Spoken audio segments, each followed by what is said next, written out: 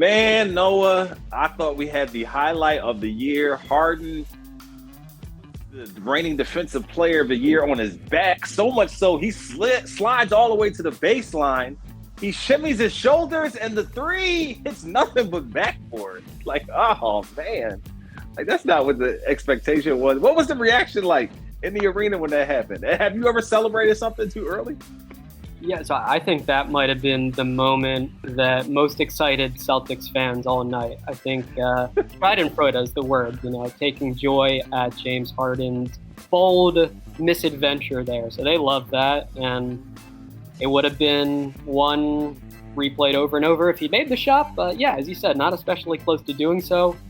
I don't have any major bad celebration stories. I do recall one or two times, I think, back in the day, celebrating the Phillies, little tweaks here and there, little neck strain, little pulled hamstring, nothing that kept me out of action, but sometimes you just lose yourself in the moment of cheering for your team, and that did happen for me once or twice, and we know David Robertson of this Phillies team took that a step further. He, of course, actually has to pitch as opposed to just cheering for the team, and I believe it was celebrating a Bryce Harper homer, and took himself out of action, but now is back on the roster for the Phils, which is great.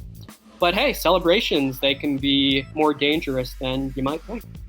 Yeah, definitely. I've definitely taken the foot off the pedal a few times playing my son in 2K, and then he comes back and beats me on some nonsense and rubs it all in my face. So I am guilty of the celebrating too early. Maybe not as spectacularly as James Harden, but you win big, you fail big too, I guess, is how the saying goes somewhat. Yeah, nothing wrong with being bold. And I think James Harden's performance, there was very little wrong with it. So he gets more slack than the usual player for that kind of thing. Can you give me a little shimmy? No, you got a little shimmy in you? No? You're doing it well. I don't know if I...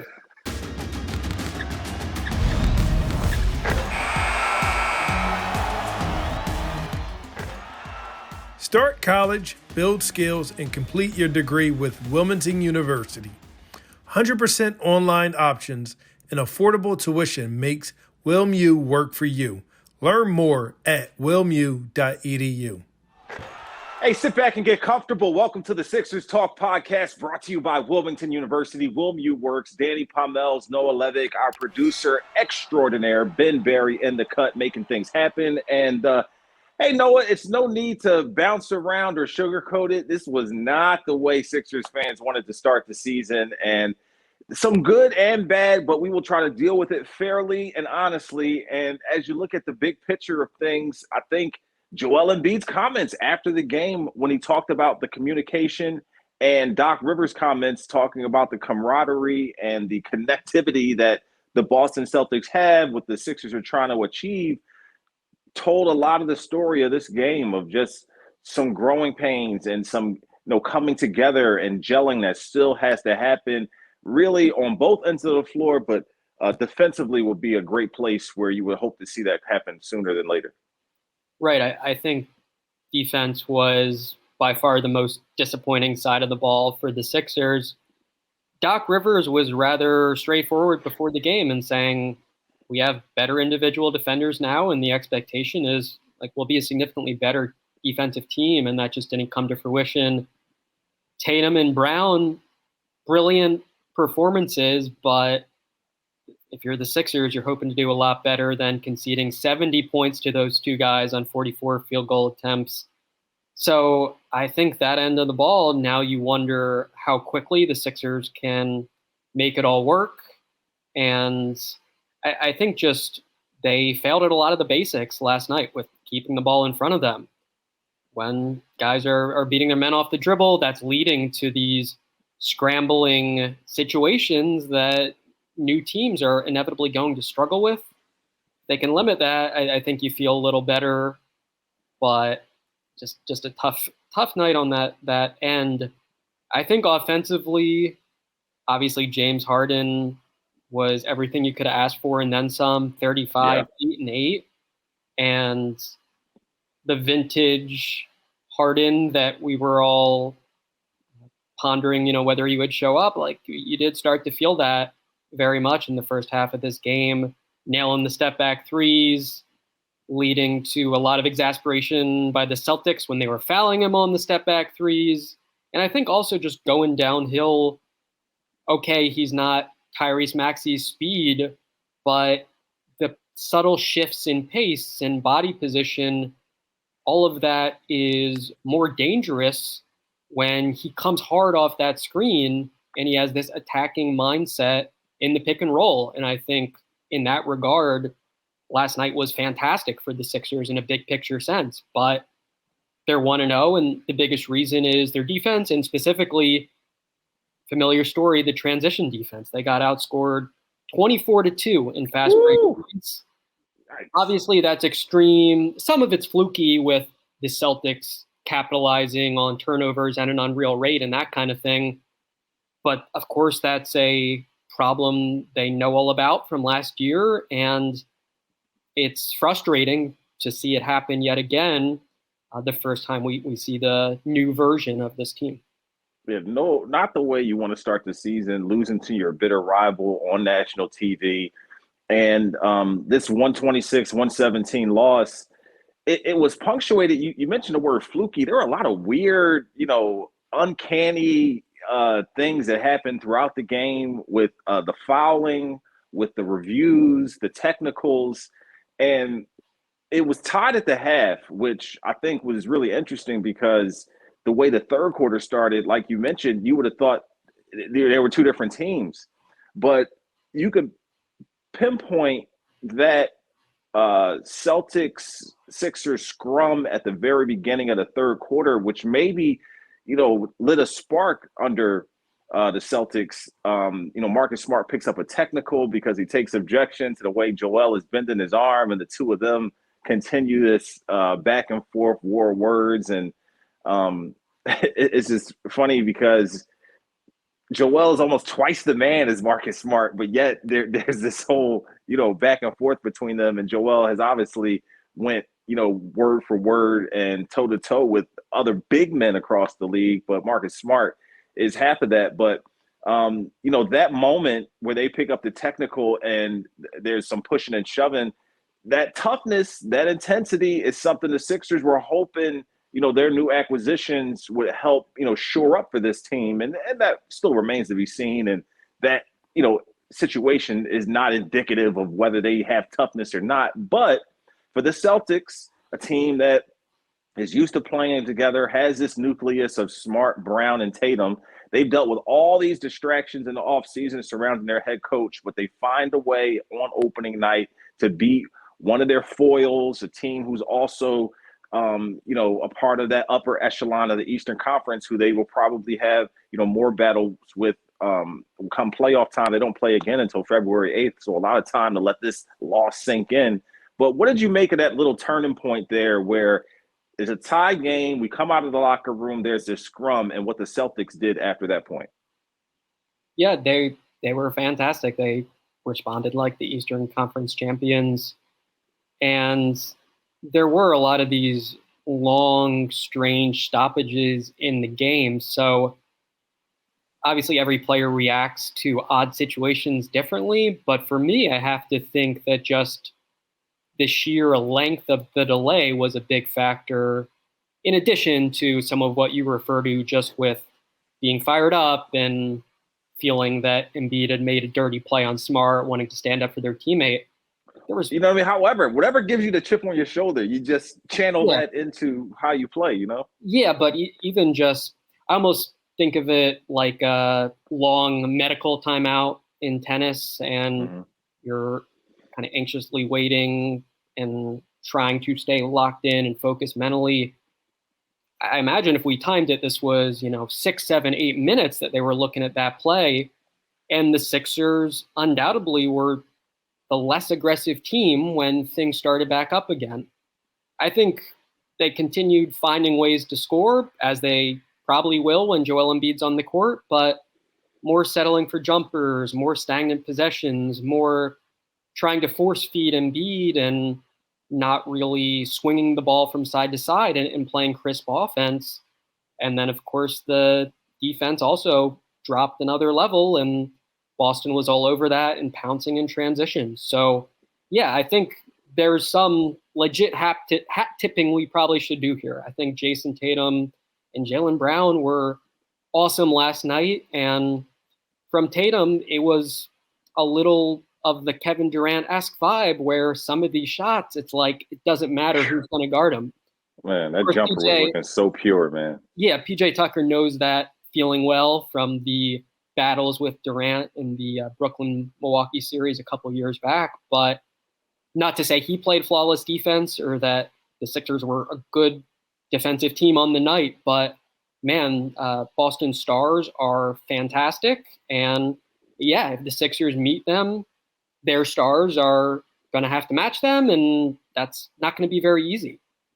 I think the Sixers, as I said, with James Harden, just got something really special. And unfortunately, that was not enough because Boston's two stars put up 70 super efficient and timely points and really came to play when needed. 70 points out of 126 from two guys is just exactly what you would hope for from your best players. And once again, like I mentioned, also sealing out the distractions. It's just, you look at these teams that were on the floor last night, obviously the spotlight on these four squads, the great rivalry matchups, stuff fans want to see with the Sixers and Celtics and the Lakers and Warriors. But the Celtics and the Ime Udoka situation, all that, the easy way easy distraction to lean on to, excuse to give for maybe not performing well here on opening night. But they put that to the side and take care of business. The Warriors with the Draymond Green situation, they have the Lakers coming to town and LeBron James and a healthy Anthony Davis and all the hoopla surrounding that team. And they're dealing with their own issue, which continues to bleed into opening night with the Draymond Green punch of Jordan Poole. But business as usual. The great teams find a way to get it done, and the Sixers are lacking that at this point. But let's go back to the first half a bit, and it was getting spooky a bit early on, but here comes Tobias Harris looking like a professional bucket getter. Him and James Harden combined for, I believe, like 24 of the 29 points in the first quarter. It was really, if that's if they can play well at that level, which is, a little bit of a high bar to reach, but just the fact that Doc has been featuring Harden and Embiid with three bench players in a unit, it just gives you some good mojo and energy toward that continuing to grow and maybe work out as him and Tobias really took over that first quarter. Yeah, I thought Harris on both ends was solid, and you sense that he had a poise that was going to help guide the Sixers through that initial blitz. So yet again, I think just you hear coaches talk about attitude and spirit in some of these words that you can't quantify. And perhaps someone listening might say, oh, that's overstated and he's not actually talking about on-court impact. Like, I do think you feel that with Harris over these last couple years, that he's good in those moments where things could be unsteady often. Of course, the ultimate test is the playoffs, and we'll see what he does there. But on opening night, yeah, he ensured the Sixers did not fall into a disastrously deep hole. And I agree, the Harden and four bench players lineup, of course, you see that, and perhaps you're uneasy and wondering whether that's going to backfire. But Harden was obviously in a groove, and there was quite a bit of sloppiness from the bench. And I think the second unit guys overall didn't do too well, but at least in that stretch, I think you like to see just number one, these guys all play really, really hard. And there's a role clarity, of course, when you're next to James Harden. It was almost a little funny at a certain point. It's catch and shoot's not there. Okay, where's James? Get him the ball. And if you're a big guy, set a screen for him. Just super, super simple. And I think, of course, for a team that is still trying to figure a lot out, that's great when there's simplicity and your mind is clear about exactly how you should be approaching the game. But if the Sixers continue to ride with Harden and largely bench lineups, I think we all know a lot of that's just going to rely on how well is Harden making those step back threes? What kind of separation is he able to generate off the dribble late in the shot clock? And those sort of very James Harden centric questions. And those questions were answered very well last night because this is the best Harden we've seen in a Sixers uniform. I don't think there's a performance that was at this level. I believe he had a big first half in LA against the Clippers. I think he had 25, but the level of competition was, I believe, better here. Obviously, the spotlight was on, and he played a fantastic game in a losing effort. Man, some of those crispy pocket passes that he had made me want to rewind and look at them again because the setup, and some of them weren't as successful, but it's not because of him, but just the setup and the smoothness and the compliment that adds to when he's shooting well. I feel like part of the reason he got into that rhythm was because of those early fouls and those trips to the free throw line.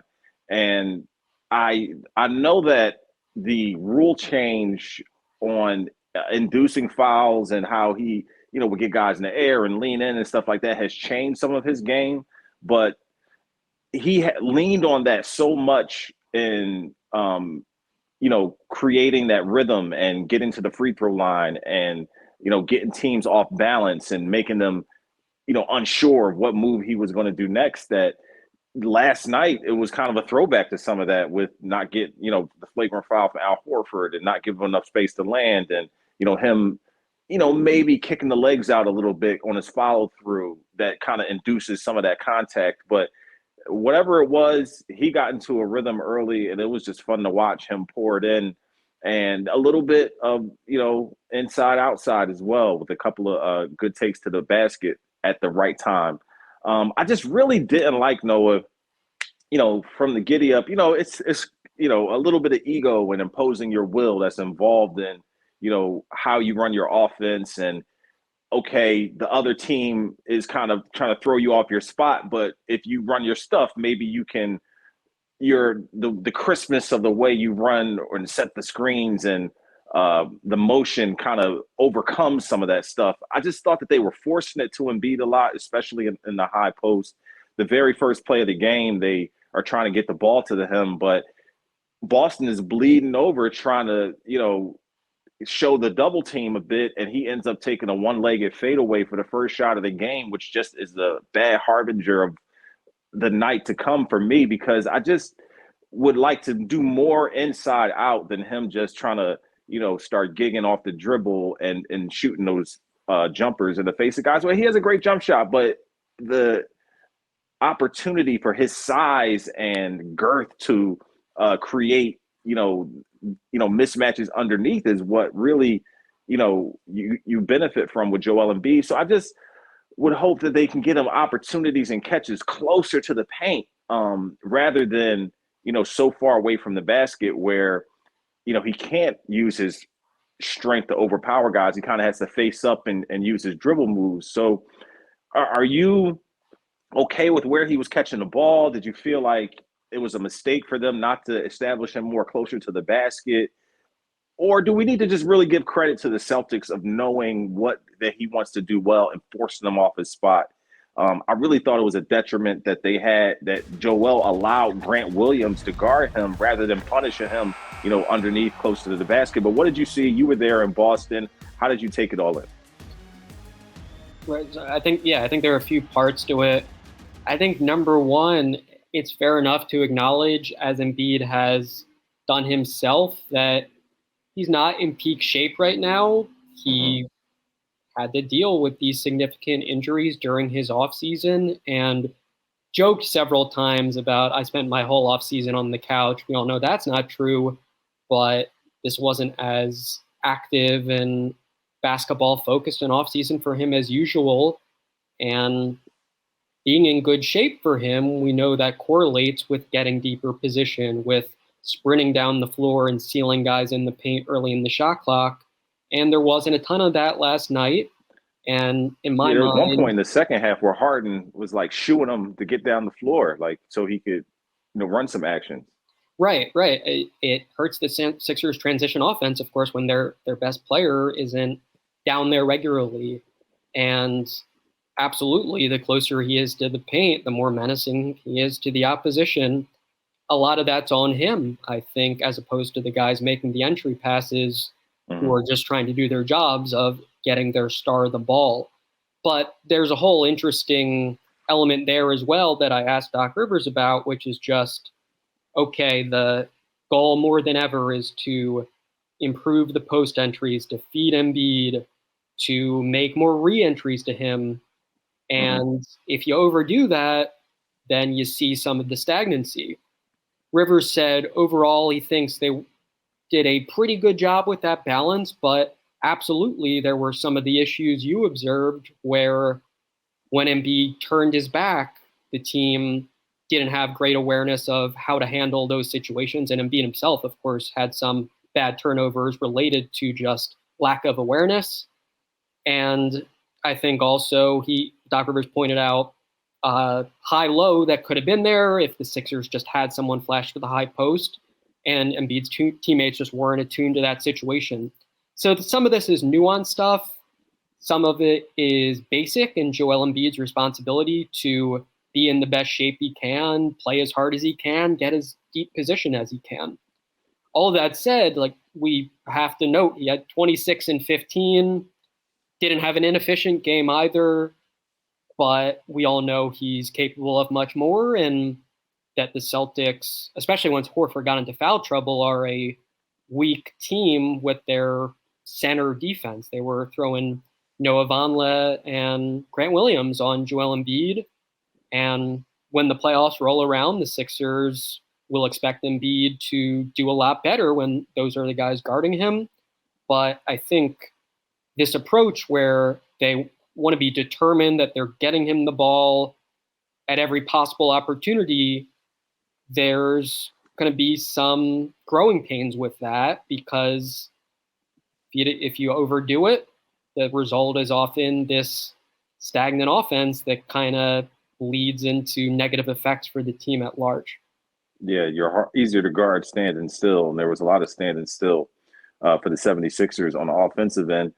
And hopefully, it's not a loss, it's a lesson. I'm a big proponent of that. And Doc Rivers, the consummate teacher of the game, I'm sure will be trying to impart some wisdom, thoughts, and some ways to solve these issues as we go into Thursday's home opener against the Milwaukee Bucks. But a couple of other things with this game. Tyrese Maxey, definitely not the Maxey that we saw from the preseason as far as his aggressiveness and shooting the basketball, but it was the preseason, so it's not really fair to try to carry that over the style of play and whatnot to the regular season. But what did you see from Tyrese? We talked about Tobias and PJ Tucker as well. Not really as efficient in his kitchen, so to speak, in the corner threes as you might have hoped, but the effort, the hustle and stuff was there.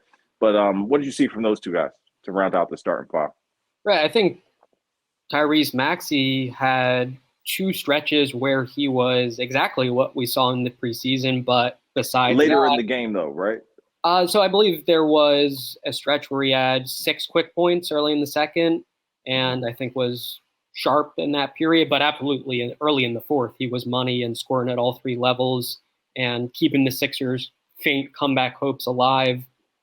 Doing some nice actions as well with Joel Embiid, who seemed to recognize that Maxey had it going and was trying to set him up and keep that rolling. But I think it did feel a little my turn, your turn at times last night, which isn't always bad when James Harden and Joel Embiid are your 2 highest usage isolation / post-up players. But Maxey sometimes was very peripheral when Harden was the central focus of the offense, or Embiid was. So 21 points, scored at all 3 levels, thumbs up there. But I think as the Sixers have stressed with him before, they just don't want him to fade from the game. Some of that's on his shoulders to take charge whenever possible. And some of it's on the coach and the teammates to recognize when he could use a play call or he could use a touch. So that's a small area, I think, where you'd hope the Sixers do improve.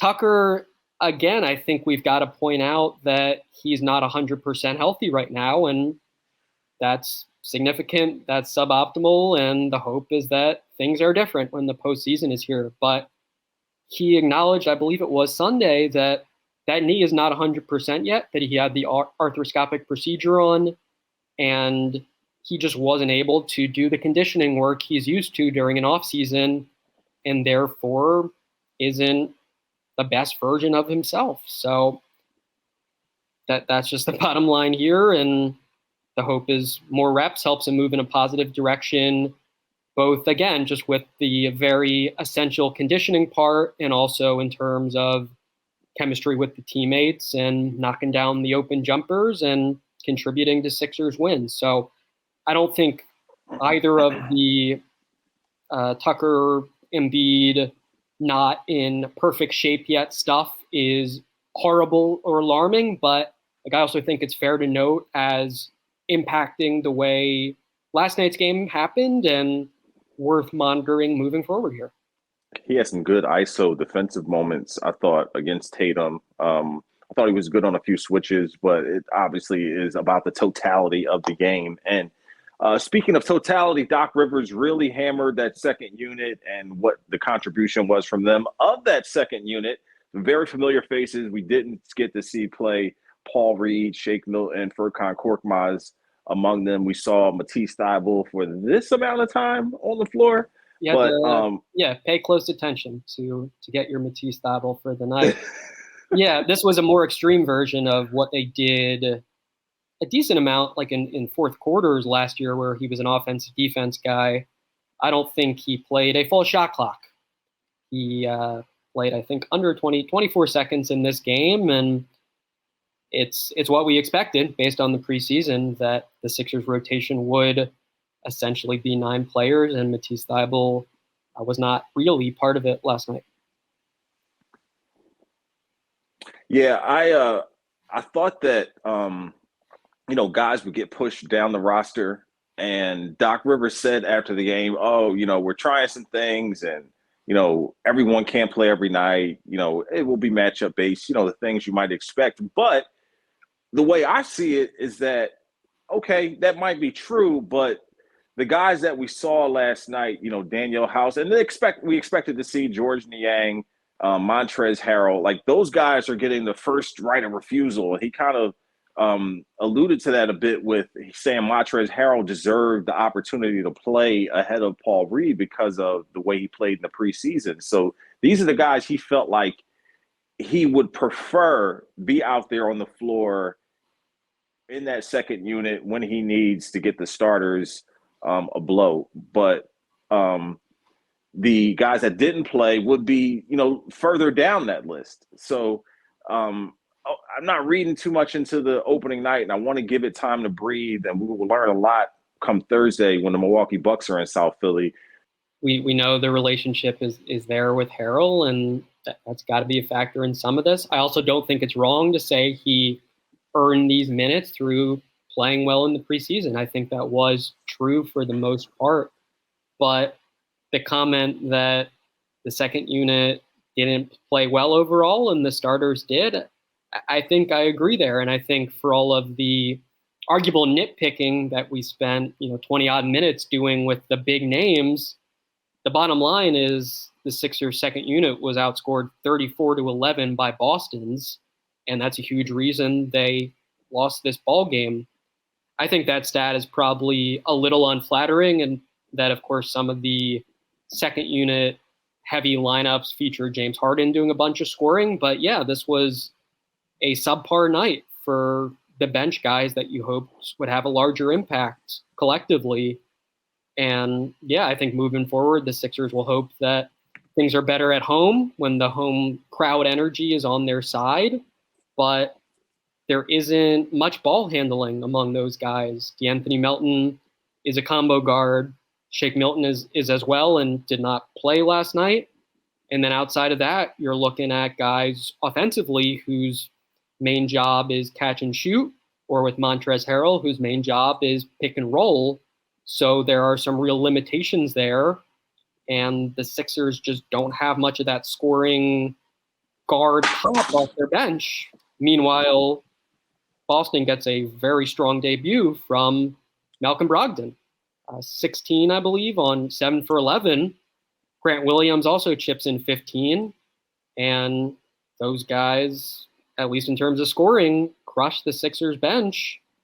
And the team will hope that's not a trend and that this improved depth they feel they have does indeed start to show in a better way than last night. Thursday presents new problems with the Milwaukee Bucks coming to town. The Sixers have had issues with big men who can shoot, stretch fives.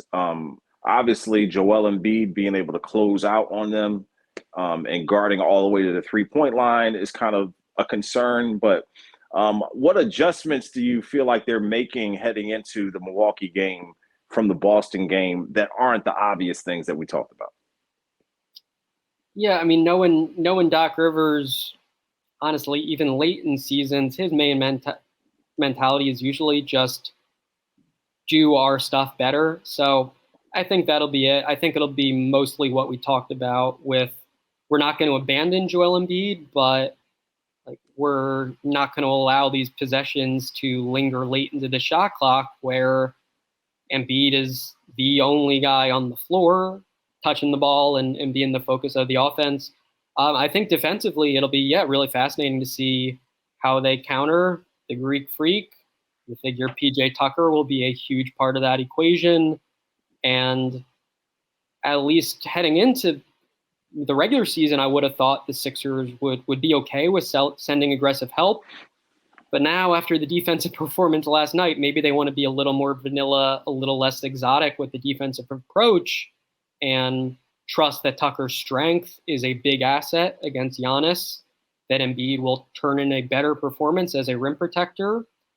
And that in front of their home crowd, the Sixers avoid some of the very costly turnovers and are just more diligent about the fundamentals. But I wouldn't think any major schematic tweaks are necessary or advisable at this stage. I think personnel-wise, I wouldn't be surprised if there's a change or two. I agree with you to some extent that playing up the willingness to be flexible is kind of saying what you think you're supposed to say. But I also think there's some legitimacy to it in that Paul Reed has played well, has shown Doc Rivers he's worthy of playoff minutes. So it would be unexpected to me if we don't see him soon enough. And I think tomorrow might be the game, maybe even against Giannis. Maybe he gets a crack at that, as he did during a game last year. Had a memorable block last year on Giannis and talked a little trash. So if he gets that opportunity, he's going to enjoy the challenge. And perhaps he's one of the new guys we see enter the mix tomorrow. But I think as far as the way they try to play, it's going to be similar. They're just going to try to be a lot more precise and avoid some of the careless mistakes that occurred on opening night. The Rally for Red October bus tour is back. Meet NBC Sports Philadelphia on the road to sign the bus, grab some swag, and celebrate with special guests. Go to NBCSportsPhiladelphia.com for the full schedule presented by your Tri-State Toyota Dealers Association. Yeah, the Sixers, the only ones to disrupt the Philly parlay last night with the Flyers and Phillies both winning.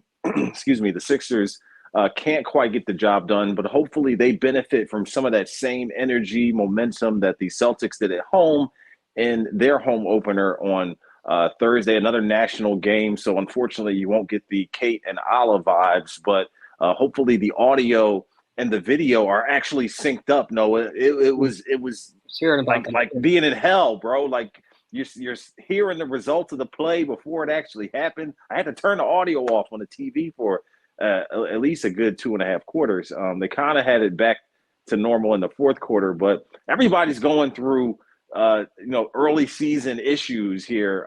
Not Noah, though. Check out his work on NBCSportsPhiladelphia.com because his articles are on point. But it was a mess, Noah. I'm trying, yeah. I did not have to tolerate that. Fortunately, what came to mind there is the crowd was loud enough that I did not hear it, but I saw the great Tom McGinnis very enthusiastically gesticulating at various James Harden highlights and throwing his hands up when he hit that wild fadeaway three. So I enjoyed that, and I was almost imagining what he was saying commentary-wise, and the body language was quite entertaining there. But yeah, everyone's trying to get back up to speed, and I think for the Sixers, the good vibes will return if they win this game against a strong team. I think that's very possible, but I think the bottom line with this team, both tomorrow and in many ways, is okay. The pieces are there now. Let's go out and check all the boxes that are necessary to get that done. So we shall see if they manage that tomorrow at Wells Fargo Center. And we remember last year there was the kind of mystifying disparity where they were a poor home team. So I think they really would want to avoid setting the wrong tone in that regard and start 1-0 in Philly here. Yeah, not what you want to see on opening night. No shame in losing to the Boston Celtics, the defending Eastern Conference champs. And there will be no shame in losing to the Milwaukee Bucks on Thursday if that were to happen. But you do not want to start the season 0-2. You do not want to have these other teams you're fighting for the title of the best team in the East to have a game in hand on you like that. So let's see how the Sixers respond on Thursday. Come out and support your squad. Sixers Talk Podcast will be here with you every step of the way. But game 1 of 82 is in the books. It didn't go the way the Sixers wanted, but we'll see how things happen on Thursday. Noah Levick will be in the house. I'll be there. And make sure you check out Noah's work on NBCSportsPhiladelphia.com. Thank you for listening to the Sixers Talk Podcast. We're brought to you by Wilmington University. WilMU works for Noah. I'm Danny, and our producer, Ben Berry. We'll see you next time.